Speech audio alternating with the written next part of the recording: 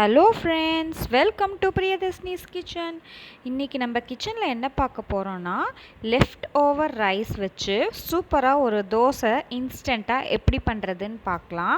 இது நல்லாவே சாஃப்டாக இருக்கும் சாப்பிட்றதுக்கு. இது நான் கார சட்னியோடு சர்வ் பண்ணியிருக்கேன். இது எப்படி பண்ணலான்னு பார்க்கலாம் வாங்க.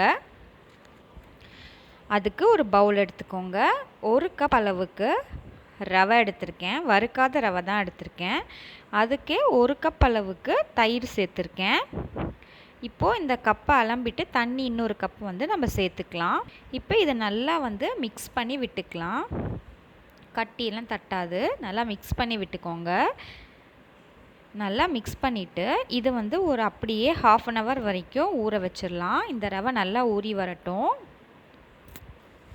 ஒரு தட்டு போட்டு மூடி 1/2 hour விட்டுறலாம். இப்போ ஒரு 1/2 hour ஆயிடுச்சு. நல்லா ரவை நல்லா ஊறிடுச்சு. என்கிட்ட பார்த்திங்கன்னா ஒரு 1/2 கப் அளவுக்கு சாதம் மத்தியானம் வடித்ததை எடுத்து வச்சுருக்கேன்.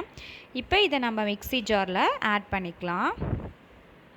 இப்போது இந்த சாதத்துக்கு தேவையான அளவு உப்பு ஆட் பண்ணிக்கோங்க.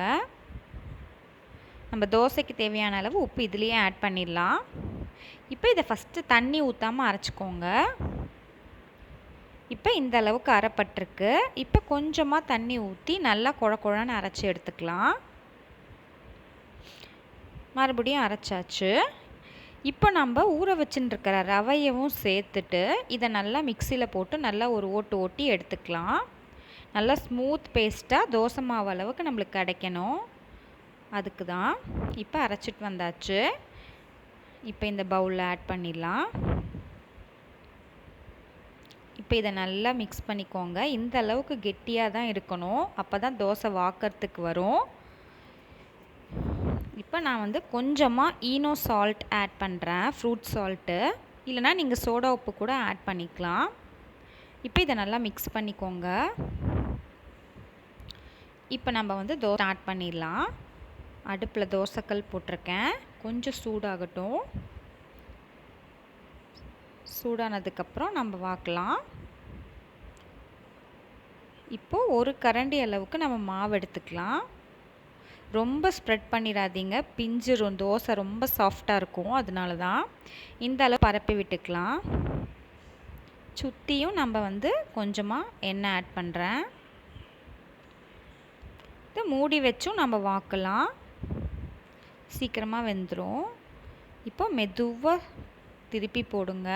அடுப்பை நல்லா மீடியம் ஃப்ளேம்லேயே வச்சுக்கோங்க. மெதுவாக திருப்பி போட்டுக்கலாம். சைடும் நல்லா வேக வச்சு எடுத்துக்கலாம். சுற்றி மறுபடியும் எண்ணெய். அவ்வளோதான் ஃப்ரெண்ட்ஸ், சாதம் வேஸ்ட் பண்ணாமல் இந்த மாதிரி ராத்திரிக்கு டிஃபனாக வாத்துக்கலாம். இதே மாதிரி மெத்தடில் நீங்கள் உங்கள் வீட்டில் ட்ரை பண்ண. நம்ம இதுக்கு கார சட்னி, தேங்காய் சட்னி எல்லாமே நல்லா சாப்பிட்டு பார்த்துட்டு கமெண்ட்ஸை ஷேர் பண்ணுங்கள். தேங்க்யூ.